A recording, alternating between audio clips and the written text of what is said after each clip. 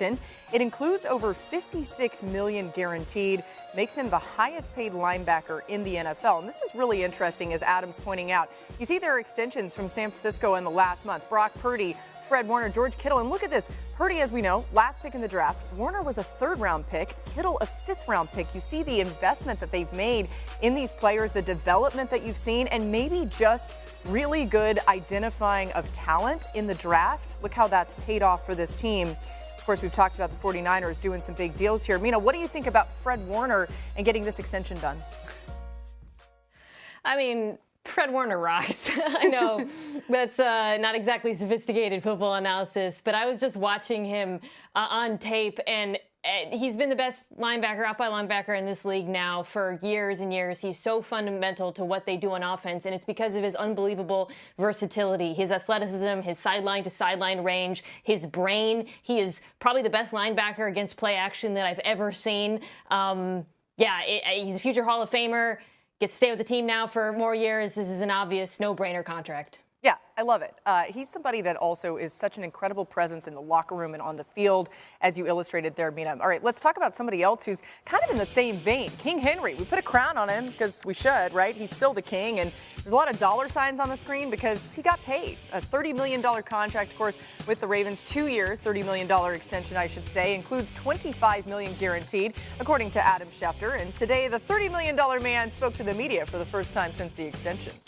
You know, the saying is, you're only as good as your last game, and I don't think my last game was up to par to my standard. I think when I'm in that position again, just play better. But right now, just focus on getting better, improving, getting stronger, working on my weaknesses, and improving the things that I'm good at to be able to help this team and be better than I was last year, just so we're better.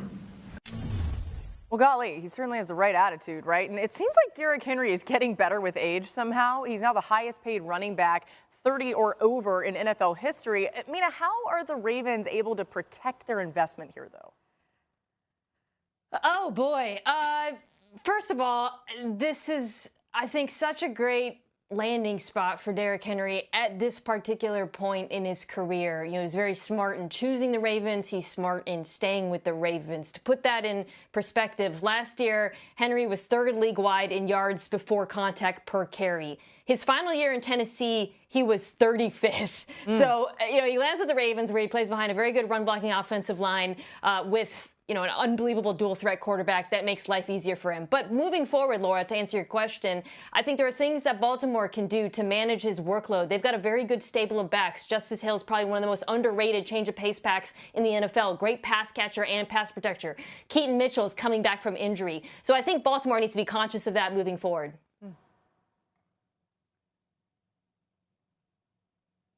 Tim, what are your thoughts? Handling the load, all that stuff, I've been very impressed with.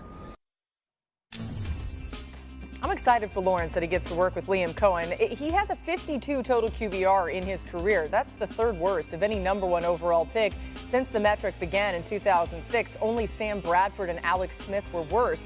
52 is about average, but the Jaguars certainly expected something more right when they took him at #1 overall in 2021. Now, you saw Travis Hunter's jersey at the start of that, Tim. Trevor Lawrence has new playmakers on offense. He's got this new head coach who has been able to develop quarterbacks. So how much pressure is on Trevor now to take that next step forward? I think a ton of pressure. Just put it in this perspective. He's just 1 year older than Jalen Hurts. Jalen Hurts' path has not been easy, and he wasn't the #1 overall pick. Had to win a job, hold off, you know, other people that were vying for the job. It's a massive change at the coordinator position. And so, look, yeah, have they surrounded him? Yeah, they've surrounded him. But Trevor Lawrence has now been surrounded. He's been surrounded by good coaches, and he's been surrounded by good players. And so at some point, it can't be like, yeah, the guy's doing a great job. He's learning the playbook. It's got to be, hey, he makes every single person in our building better. Like, that's what he does. That's what a franchise quarterback should do. He should make the coaches better, should make the players better. He should just elevate everybody in the entire building. And we're just at that point now. Like, it's to the point where you say, okay, like yeah, we can say, look, it wasn't a great year that first year. And then it was a kind of a restart your second year. And then obviously we've had some change and we're doing it again. But I think we're over that now. And we're at the point now where it's like, hey, prove that you can carry a franchise, because that is what you expect somebody to do when you draft them with the first overall pick. Absolutely. Trevor Lawrence is the most important person in that building. Liam Cohen might be 1 inch behind him. And I love the fact that the Jaguars brass gave Liam the keys and said, you know what, we're paying you a boatload of money. Hire who you want. Now, Liam Cohen could have gone the retread style and said, all right, well, I've got this 60-year-old offensive coordinator and I've got this offensive line. Their staff is fascinating. Liam's 39, fine. So that's kind of what the age is right now, the young hot coaches. He hired Grant Udinski as the offensive coordinator. Grant is 29 years old. A 29-year-old offensive coordinator. Okay, so let's get a quarterbacks coach who's been in the league for 30 years. Let's get a Tom Moore type. Let's get somebody who's seen it all. No. Spencer Whipple, who is 36 years old, is the quarterbacks coach. So after having a Doug Peterson and after having all the different voices in his head, it's almost like the Jaguars ripped up the script and said, let's just go young, let's be disruptors, and let's see if Trevor can work with this group. I love the fact that they're zagging a bit when the rest of the league is zigging a little bit, trying to maybe recreate what Minnesota did for Sam Darnold last year with a lot of young, hungry, smart coaches in his head, as opposed to the older generation before them of guys who have been doing it for 30 years. Youth movement, I like it. I mean, we saw the risk maybe, or at least the aggressive approach, meaning that they took in the draft when it comes to Travis Hunter, but a lot of focus has been on the offense, right? Let's turn to the other side of the ball, because maybe all that only works out if the defense can be good. How concerned are you about this Jags defense heading into the season?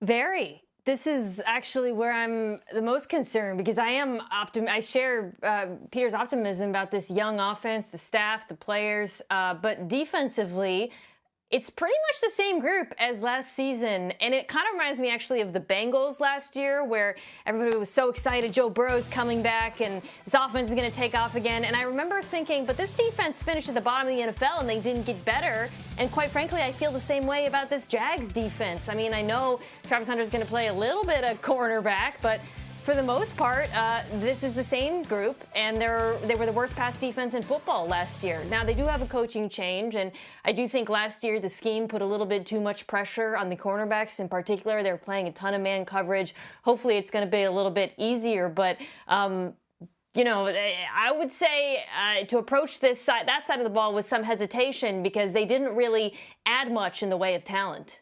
One more on the youth movement. James Gladstone, 34-year-old GM, of course. A lot of people, when the press conferences were coming out about why they went up to get Travis Hunter, they're like, who's that young guy? It's a big compliment. He made some great moves, but really interesting to see how young they all are. All right, we got more coming your way, but first, new on NFL Live from our Adam Schefter. The Browns have signed quarterback Shedeur Sanders to a 4-year, $4.6 million contract. Going to be really interesting to see.